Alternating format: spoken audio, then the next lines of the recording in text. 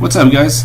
So here we go with UFC 229. So the first thing I want to say is, in the description of this video there is a link that will take you to my breakdown and prediction of Khabib versus Conor. I did one video just for that fight because since it's the biggest fight ever, I figure it deserves its own video. So if you want like a complete breakdown of what I think of that fight, it's the link on the description here. But I will do a quick summary of what I think of that fight, and if you want more details, just go watch that video. So basically, so the prediction for that fight to me is it's either Conor knocks Khabib out in the first round, or at the latest early round 2, or Khabib takes over and just destroys him with a ground and pound TKO. So my prediction for that fight is Khabib by ground and pound TKO round 3. But like I said, I have a full breakdown on the link on the other video. One thing I didn't cover that I was listening to that I wanted to point out was I was listening to the Joe Rogan podcast, and Brandon Schaub says that he said something along the lines that whoever thinks like I do, whoever thinks that this fight goes either Conor knocks Khabib out early in the fight or Khabib wears him out, that we're way off, that he thinks this is going to be a very competitive fight, it's going to be a dog fight, back and forth, and it's going to go to decision. I think he's on drugs. I think he is way off. I don't think that's gonna happen. I don't think Conor has the cardio to go 5 rounds and make it a dogfight. However, if that was the case, I'll be the first one to say, hey, I was wrong. But I will be surprised if that is the case. So one more time, the way I see it is either Conor knocks Khabib out quick and easy round 1, maybe early round 2, or Khabib wears him out, tires him, takes him out at will, and beats him. So that is for Conor versus Khabib, and like I said, a full breakdown on the other video. Now the co-main event is a pretty awesome fight. We have after a year layoff, Tony Ferguson coming back to take on Anthony Pettis. This fight has title implications, hands down. I'm pretty sure the winner of this fight will fight the winner of Khabib and Conor. Hell, they might even make the losers fight each other, I will be okay with that, I will be okay with Tony fighting either, with losers fighting each other, or vice versa, So if Khabib fights Pettis or Tony, or if Conor fights Pettis or Tony, or shit, I'm all in for that. So let's get to this fight, Tony versus Anthony Pettis. And I'm going to start with Anthony Pettis on this one. So this is the second time since I opened my channel that I'm covering Pettis. The first one was for UFC 226, where he fought Michael Chiesa, where if you listen to the video, because it's up there, you will see that I predicted Pettis to win by KO TKO round 1 or 2. He actually won by submission round 2. And for that fight, I talked about how Pettis went from being on top of the world, almost face of the UFC, to a bum that people were saying he's done, he needs to go to other organizations, and how I thought that based on the stuff that I had seen, read, and how he was training, that I thought we were gonna see the old vintage Pettis, and we did. We saw the WEC Pettis versus Chiesa. He basically outstruck Chiesa, outgrappled Chiesa. See, most people thought that Chiesa was going to just toss Pettis around and submit him, and it was nothing like that. Pettis showed his superior striking and superior grappling skills. This guy, Pettis has only lost to the elite level guys. Poirier, Holloway, Barboza, Dos Anjos. So he's lost to really good guys, and obviously Tony Ferguson is a really good guy. So let's talk Pettis' skills. So Anthony Pettis has really nice striking. Seemed like his brother Sergio uses the jab very well. Has a quick, fast, straight right hand. That is the one that he used to drop Chiesa on his last fight. Powerful kicks with both his left and right leg. He can fight you from both southpaw and just traditional, and he'll land his kicks with precision and power from both stands. Up until his last fight versus Chiesa, I mentioned how I thought he had a confidence problem. I think he's over that, and I think going into the Chiesa fight, he was full of confidence, and after the fight, his confidence has skyrocketed for sure. He had that swag back from the old Pettis, kind of, a little bit cocky and annoying at one point, but I don't care. I mean, to me, what you do inside the cage is what matters, So very fast hands, very technicals, but not a one-punch knockout artist for sure. However, he did drop Chiesa with that one punch, so I mean he has very decent power, but certainly not a Conor McGregor for sure. When it comes to power, on his last fight versus Chiesa, so on that first round, at the beginning of the round, Chiesa took him down quick and mounted him, not even mounted him, but definitely had top position and control. But Anthony Pettis was not in trouble at any time in that fight of being submitted. Anthony Pettis fights really good off his back. After he got up towards the end of round one, Pettis started to take over and started to land his shots on Michael Chiesa, and Michael Chiesa had no answer for Pettis striking. Despite the much reach advantage and height advantage that Chiesa had, the beginning of that second round, Pettis lands a brutal body kick, followed by that quick, fast right hand that dropped Chiesa. Then on the ground, when Pettis went for the finish, he locked in that triangle slash armbar instantaneously and submitted him. This is something that is either very underrated or people do not realize about Anthony Pettis, but this guy is really good at submitting people. See, I think Anthony Pettis is a much clean, sharper, and striker than Pettis, and I would even argue he has better submissions. Pay attention to this right here. So look at all the people that Pettis has submitted. And when you start to think about it, you're gonna be like, holy shit. So he submitted a submission specialist in Chiesa. He submitted decision over Miller. He submitted Charles Oliveira, a monster submission artist. He submitted Gilbert Melendez, who had never been submitted in his life. Submitted Ben Henderson. So yeah. I mean, this guy has submitted high-level submission guys. Oliveira, Chiesa.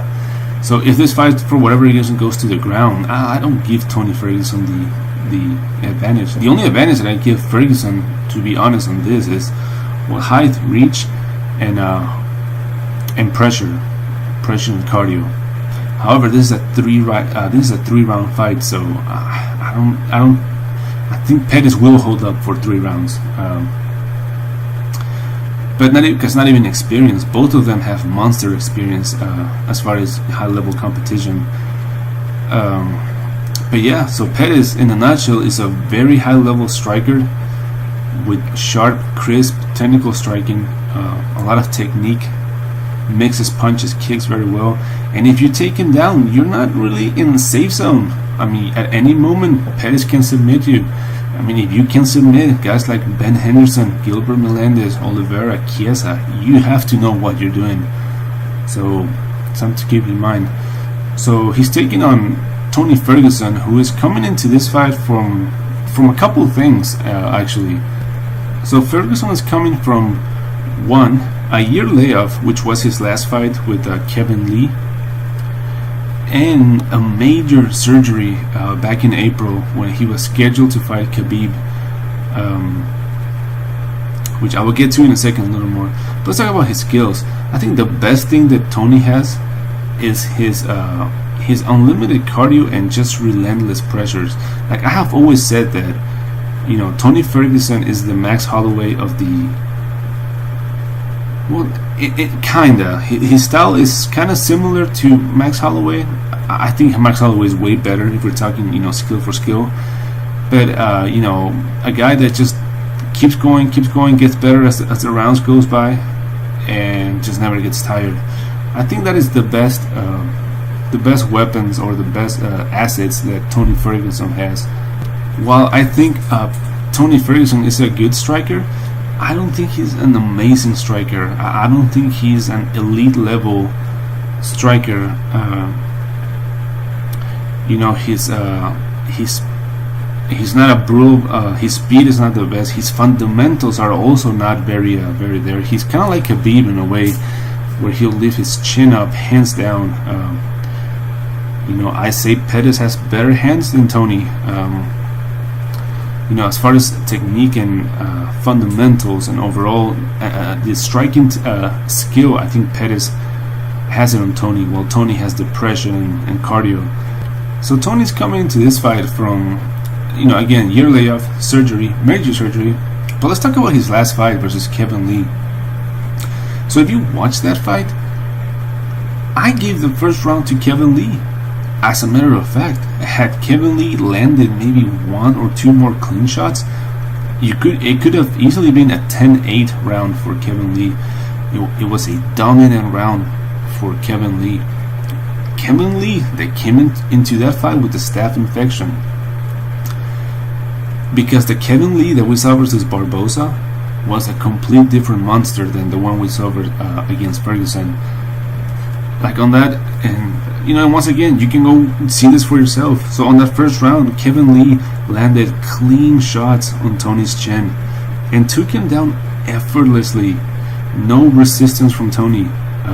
Controlled him, top position, ground and pound. Like I said, that round could have easily been a 10-8 for Kevin Lee. Then the beginning of round two, Tony kind of started to land his jab and do better. And towards the end of round two, it's when Tony started to take over. However, Lee was gassed. Lee was out of energy by that time. And then eventually he was being forced to use his wrestling at that point and just try to take Tony down and maybe submit him, or just, you know, pull a GSP or Sun in where you just control top position. But Tony also, like Pettis, has good he has good submissions off his back, and overall a good submission game. Eventually in round three, when Lee was on top, Tony Ferguson got a triangle choke and submitted him. But this is something that I said, well, I haven't said it because I didn't cover this, but this is something that I am convinced 99% that had Kevin Lee not had that staph infection and been 100%, I think Kevin Lee would have destroyed Ferguson. If we, you know, and you can see it in his fight with Barboza, Lee destroyed Barboza. Some people even say that the beatdown that he gave him was worse than the one Khabib gave him. He was not tired. I mean, he ate a wheel kick from Barboza that was, had it been a little harder, would have knocked him out. But other than that, Lee controlled and was not gassed. Did not stop coming all 4 rounds that it lasted. He did not have that versus Tony. So today I say, if these guys were to do a rematch, and I would say my money would be on Lee. So here's the thing that I have with Tony. So Tony is extremely hittable, and you can see it in his fights with Lee, Barboza. If you go back to on one of the fights that he was scheduled to fight Khabib, and Khabib didn't make weight or whatever, and Landon Venata replaced on like I think 2 weeks notice. If you go watch the fight between Vannata and Tony, Vannata destroyed Tony all round one. He knocked him down like 4 times. Tony was out on his feet. And again, go watch it. Don't take my word if you don't want to. I mean, had Vannata landed a few more shots, he would have finished Tony round 1 KO TKO. He was landing shots at will. See, Tony gets hit a lot. He's not a he's definitely not a guy that just moves his head very well. Like, he'll eat shots. And this is a Vannata that is no special guy, you know, and took it on 2 weeks notice. I think Pettis is so much better striker than Vannata. So here's, you know, a lot of people might say that I don't know what I'm talking about, but I have Pettis winning this fight. Here's the thing. If this fight would have happened anytime before April, right, so anytime before Tony got injured, I would be saying Tony wins. Or if this was like a 5-round fight, I would probably also say Tony wins.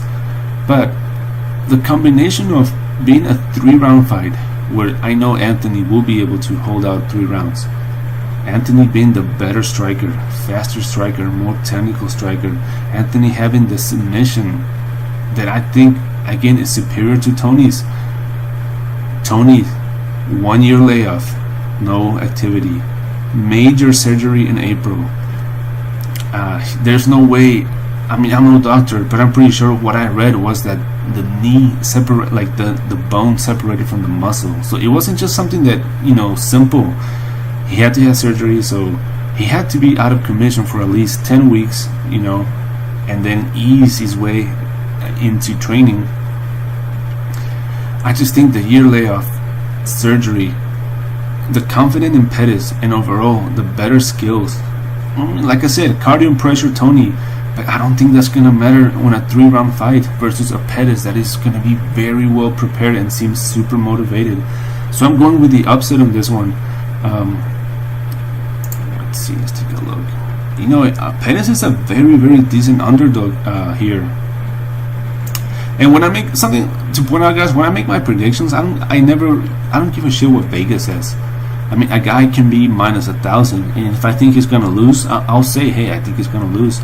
I don't pay too much attention to that, and it has worked out for me. You know, you can see my record.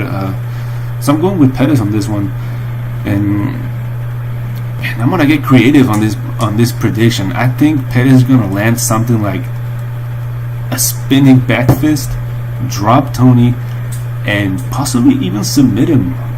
I say Pettis finishes Tony round 2 by KO. I'm gonna go KO TKO. I'm gonna go Pettis round 2 KO TKO, and becomes the next contender. And you know, if he does that, hey, watch out. This could be the you know, Pettis coming back for it all. So Pettis on this one. Alright, so then we have OSP, or Alvin St. Preux, versus Dominic Reyes. And I'm going to start with Reyes on this one. So Reyes has a lot of hype behind him. He's an undefeated 9-0, undefeated record, and has 3 fights in the UFC. All of them he has finished round 1. As a matter of fact, out of his 9 wins, 8 of them he has finished round 1. 1 of them went to decision. So this guy's definitely a finisher. He doesn't look for to just ride things out. He goes there to finish the fight. But here's the thing about Dominic Reyes.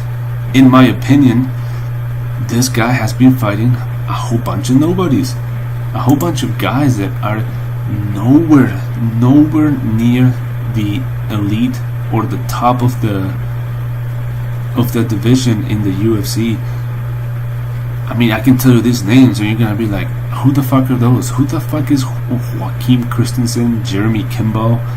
And I mean, Cannonier was a decent win, but this is a huge step up in competition here. OSP, I guarantee you OSP would have smoked those 3 guys on the same fashion that Dominic Reyes did. His first fight versus Christensen, it lasted in 29 seconds. He basically steamrolled the guy. You know, the fight started, he started landing kicks, punches, knocked him the fuck out. 29 seconds, not much to see him in that fight. Again, who? Some Christensen guy? Probably not in the UFC anymore. Now the fight with Kimbo, while he, submitted him round 1, Kimbo landed a nice shot and actually controlled him for a few seconds against the cage and slammed him against the floor. Based on what I saw in that fight, I guarantee you, if they clinch, if these two guys clinch against the cage, OSP is gonna send him flying. This guy is not stronger than OSP. We'll get to my prediction in a second. Eventually he outgrappled and submitted Kimbo, but the level that I saw and the way how easily Kimbo just slammed him on the floor, I don't think he has the grappling credentials to do that to OSP. Now his last fight versus Jared Cannonier was a step up. I don't think Cannonier is a bum like Kimbo or Christensen, but go watch that fight if you want to, and look at the size difference that Dominic Reyes had over Cannonier. It was like a weight class difference. It looked kind of like the way Jones looked versus Shogun. Like how are these two even on the same cage? But the little that I saw in that fight, there was a moment where Dominic got on deep on a single leg over Cannonier and wasn't able to do anything. So his takedown is not really, that impressive. But like I said, the reach and size advantage of Reyes versus Cannonier was just huge. There was no way Cannonier could overcome that. He doesn't have that over OSP. He's an inch taller, which is whatever. But it's the reach is 3 inches shorter. The legs also 3 inches shorter. And he's not stronger than OSP, and he doesn't have the experience that OSP has. See, OSP has only lost to top level guys, which is let's get into it. This is finally an elite level guy that Dominic Reyes gets to take on. This is OSP right here, number 7, who has fought, he has fought John Jones, and just top level guys. And in a fight that, while he lost to John Jones, he didn't get dominated by John Jones, but by any means. OSP has true one-punch knockout power, where if this guy connects clean on your chin, you'll go down. He doesn't go full steam on his fights. He likes to be patient and kind of look for a counter or to make a move. He definitely doesn't go to just destroy you from the get-go. OSP, like I said, he's only lost to top level guys: Jones, Manua, Oezdemir, Teixeira. A whole bunch of title challengers, former champions. Everyone else. Ilir Latifi, he lost to him, but Ilir Latifi is not a bum for sure. OSP does extremely well versus mid-level guys, which is what I think Reyes is. So in his last fight versus Tyson Pedro, it lasted 2 minutes and 54 seconds. It was a quick fight. It started with OSP landed solid body kicks from the southpaw position. Then Pedro caught him with a couple of really fast head kicks and a straight right that dropped OSP. I thought OSP was about to get finished. So it looks like OSP is hurt. Tyson Pedro goes in for the finish, and when they clinch, you saw if you go watch the fight, of course, the overwhelming, ridiculous strength that OSP has. They clinch, and even though he was hurt, he outgrappled Tyson Pedro and then submitted him. And like I said, this was after getting rocked and all versus a very strong. I would argue Pedro is stronger than Reyes. So again, I have an underdog winning here. I mean, underdog according to Vegas. So, I mean, not as much as Pettis, but he's plus 185, and I have OSP winning by. I think he will. Keep his hands up, his chin tucked, and eventually I think he will clinch with Reyes, take him down, out-grapple him, and submit him. I think he's too strong, too big, too experienced versus a guy that has fought a whole bunch of nobodies, and I think he's gonna meet his. This is gonna be his first loss. Just too much power, too much experience from OSP. So I have OSP winning this one. I'm gonna go with submission, round 2, OSP. So then we have Lewis versus Volkov. So Derek Lewis is coming to this fight from his fight with Ngannou, that it was a shit of a fight. A lot of people called it on the top. It's on the top of worst fights in UFC history. Not just heavyweight, but UFC history. But to be honest, I blame Ngannou for that one. And there's a reason why Lewis won that fight. He was the one at least trying to be aggressive and trying to initiate, and Ngannou was the one on his shell, just backing up, and trying to cover up, and just didn't seem confident. I mean, who would have ever thought that fight was gonna be what it was? Apparently a shit ton of people lost money because they made a bet that fight wouldn't go past 1 round. Apparently people slammed into that bet, and god damn, they must have been disappointed because it went all 3 rounds. It was a snooze fest. Trash fight. Not too much to get out of it because neither one did anything. All we saw is that something I had mentioned, going into that fight, Derek Lewis, for being, a little fat guy, little chubby guy, he is very agile. He throws a very nice jumping switch kick that if you were to see this guy on the street, you would not think that he could do, that skill. I mean, there's lightweights and welterweights that don't do that, and he does it very clean. Very impressive for the way how he's built. So a shit fight. But beyond that, Derek Lewis has a lot of power in his hands. I talked about this for his fight. Actually, for his fight versus Ngannou. They had the little measuring game in the UFC tonight, whatever, where they were comparing who punches the hardest, and Derek Lewis broke Ngannou's record as the hardest puncher. And I did mention, though, I don't believe he punches harder than Ngannou. I just think he happened to throw a punch that was harder than Ngannou's at that particular time. Overall, I think Ngannou's a harder puncher, but a lot of power and very nice speed, very nice kicks for a guy in that shape. Doesn't throw a lot of combinations. He will not go for 4, 5, 6 combos, but relies mostly on a 1-2 shots. Very strong, very heavy. It's interesting. He gets taken down very easy, which was shown versus Tybura, but at the same time, he showed the ability to take Tybura down extremely easy. So, but not too much of a ground game either. He likes to do his work on his feet for sure. On this one, he is a bit shorter than Volkov, but as far as reach, they are, they're the same. What I think Volkov is the more polished, more technical striker.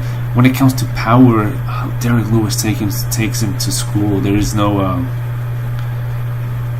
there's no comparison in the power between these two. So now let's go to Volkov. So Volkov is a high-level striker with, and definitely a finisher. See, most of his wins are by either KO, TKO, or even submission. Actually, very little submission. Most of them are TKO, a few submissions, and a few more decisions. But overall, it's KO, TKO. What his bread and butter. He's striking. he's coming into this fight from finishing Werdum round 4 and Stefan Struve, but even though he won those 2 fights by KO TKO, man, I was not impressed by Volkov. I gotta be honest, he looks like Stefan Struve 2.0, a very tall guy, very, but that moves around very slow and doesn't pack too much power in his shots. If you were to watch Volkov's last fight versus Werdum, 41-year-old Werdum, we're not talking about a monster guy here in Werdum, and and a slowpoke Struve. Despite his record, despite finishing both of them, I'm not impressed by Volkov. This is gonna sound insane and crazy, doesn't make any sense, but I think Derek Lewis is the faster guy. And I'm not basing this on just some random opinion. Like, I have seen these 2 guys fight, and I would argue Derek Lewis has the faster hands, faster kicks. While Volkov might be a little bit more technical, he moves extremely slow. Again, just an upgraded version of Stefan Struve is what I see in Volkov. And let's see on this one. After the last performance of Lewis versus Ngannou, which it's got so much hate and considered one of the worst ever, it is crazy. I'm pretty sure Lewis is super motivated. And hey guys, again, I'm picking another underdog in this one. Even less than OSP. He's not as that has been the order. But I think Lewis is gonna beat Volkov. I'm gonna go with round 1 KO TKO. Derek Lewis, I think he will walk through the punches of Volkov because he has not shown anything that it's remotely scary. While Derek Lewis has, I think he's gonna just bull rush him and land a clean 1-2, put him away. So I have the other underdog here. I have Lewis KO TKO round 1. I was gonna have I guess I don't know yet how many fights I'm covering. We'll see as I go, but I'm so disappointed on O'Malley versus Quiñones. I mean, I had O'Malley winning that fight, but it is what it is, whatever. I'm skipping Waterson and Herrig because I haven't mentioned before, very unpredictable women's MMA, so I try to stay away from them because if I'm not confident in my pick, I don't do it.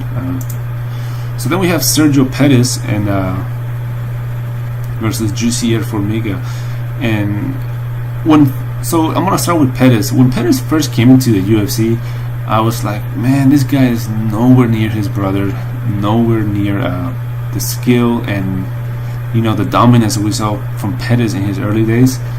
But Sergio Pettis has grown on me, man. He has improved tremendously from his first fight in the UFC. Look, he's ranked number 2, and I agree with that. So let's get into his Pettis' skills.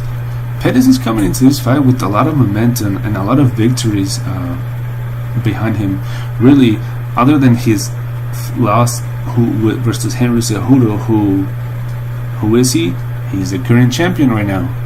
So no shame in losing to Henry Cejudo, which, by the way, he got out grappled in that fight. That's why Pettis lost that fight, hands down.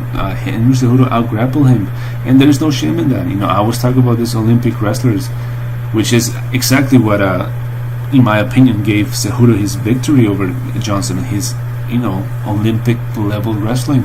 So no shame in that. But other than that, he's won his other 5, including former title challenger Joseph Benavidez. So, like his brother Anthony, very, very educated striker, high-level striker, technical, sharp. You will not see Sergio Pettis get into a brawl. You will not see Anthony Pettis get into a brawl. You will not see him just throw crazy wild Luque hooks or just wild haymakers. He keeps both his punches and kicks very technical, and he's very good with both of them, punches and the kicks and the jab. That's his.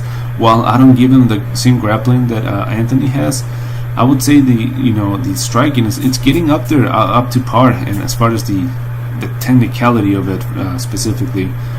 If you watch his last fight versus Joseph Benavidez, you can appreciate his high and crisp, high level striking. He was lighting up Benavidez all round one, basically forcing Benavidez to use his wrestling. It seems like Benavidez wanted to go out there and just slug it out. Well, not slug it out, but he wanted to, stand up and trade with Pettis. And after that first round, he was like, this is not a good idea, and starting, to basically he was forced to use his wrestling against Sergio. It was a split decision. I think I gave round one for sure went to Sergio Pettis, and I gave him round 3 also. I think round 2 for sure Benavidez, but that's what it was a split decision though. But I would have to rewatch it again entirely. But Sergio Pettis showed that he belongs up there with the top level guys. And having those 2 fights, because the one before that was the one with Cejudo, where I guarantee you Sergio Pettis had to prepare his wrestling if you're gonna fight Henry Cejudo, and also if you're gonna fight Joseph Benavidez. So I'm pretty sure his wrestling defense is it's very polished right now, and that's gonna help in this fight versus Formiga, where here's the thing on this fight. I think it was one of those things when we know the game plan. If Jussier Formigas wants to drastically increase his chances of winning, he has to take Pettis down and try to submit him. I think the longer the fights, if the fight stays standing, I think Pettis is gonna light him up with much superior striking. Jussier Formigas overall a very good grappler and very good jiu-jitsu. He's coming into this fight from submitting both Ulka Sasaki and Ben Nguyen. So definitely the floor and on the ground is where he shines the most. And I guarantee you that's where he wants this fight. And unlike Pettis, where, like I said, you don't see him throw just wild loopy haymakers, Formiga will do that. His striking overall is nowhere near the level of Pettis. And I guarantee you the game plan for this one is take Pettis down. So in his second to last fight versus Sasaki, he was just throwing wild exchanges with him, and eventually took him down and submitted him. And on his last fight versus Ben Nguyen, you could tell that clearly the game plan was to take the fight to the floor as soon as possible and do his thing. I think Nguyen was doing pretty well. If I remember correctly, I had them 1-1 going into the third round.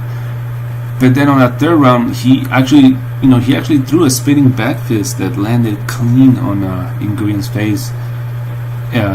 It dropped in, and then he just went on the floor and submitted him with the rear naked choke. But this one is classic. Kind of like in a way like Khabib versus Conor. If Jussier wants to win this fight, he wants to take it down. If Pettis wants to win this fight, he's gonna have to keep it standing. Kind of like Khabib and Conor. And let's see what the odds are of this one. I'm not picking an underdog on this one, but I have Pettis winning on this one. I think both his previous fights versus Cejudo and Melendez, and Benavidez, have prepared him very well enough to be able to stop the takedowns from Formiga. I think Pettis keeps it standing and pulls a decision. So I'm gonna go with Pettis by decision on this one. And then these other ones are gonna be quick, guys. Like I said, I was prepared for I was gonna do this for Pettis Formiga and O'Malley Quinones, but then the whole shit happened, and so on this one, it's gonna be a rare occasion where I just do quick just quick coverage. But on this one between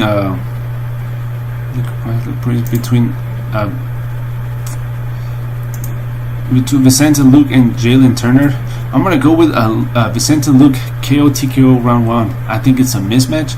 I think let's see what the odds for this one. It's interesting. It has no odds. Are they that crazy or what? But basically, I think Vicente Luque is just gonna overwhelm him round 1 and finish him KO TKO round 1.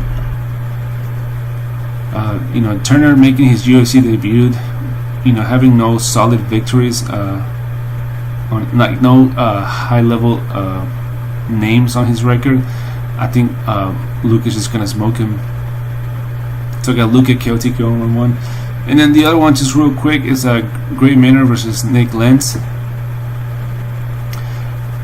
Gray Maynard hasn't fought in over a year. He outpointed Teruto Ishihara using his wrestling. His wrestling is what gave him the victory in that fight. It's not gonna work versus Nick Lentz. And I think Gray Maynard is already at the time where I think he should retire. And I'm gonna go with Lentz on this one. I think he's going to stop the takedown, stop the wrestling, and just completely outpoint Maynard. Maybe possibly even finish him round 3, I would say. So that's it, guys. Let me show you real quick my my topology, like I always do. Let's see. So we have Khabib KO TKO round 3. I have Pettis submission round 2. I have OSP submission round 2. I have Derek Lewis KO TKO round 1. Pettis by decision. Vicente Luque not submission, we're gonna do KO TKO round 1. And I'm just gonna go with Lentz by decision. Say that. Go back here. So one more time, just prediction summary on this one. Khabib KO TKO ground and pound round 3.